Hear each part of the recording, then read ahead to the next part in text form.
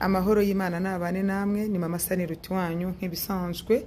Igihe kimwe Nyarudindiri Jean Baptiste yigeze yumvikana bamubaza gusenga agatanga nimero. Mu by'ukuri uyu mugabo ameze nk'umuntu wari warahuye n'ihungabana rya social media kubera ko bamukoresha ntabone ibyo kurya ahari. Aravuga ngo ashaka kurya umuceri n'ibishyimbo. Mu mugisha ntawe n'abafollowers banjye rero bakaneza imbere nkabona abakiriya, nifuje kugukoreraho umugisha Nyarudini cyane. Bari umugisha cyane, umuceri nguyu, isabuni, ibishyimbo, ibirayi, inyama, umunyu, ifu y'igikoma, isoma, sorwatomu, isukari, akabido k'amavuta, kawunga.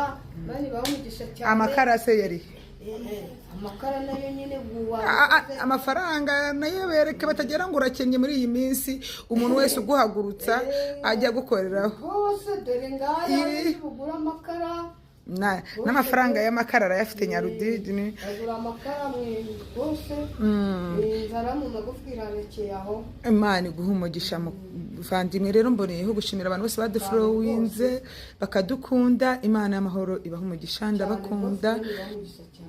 Thank you.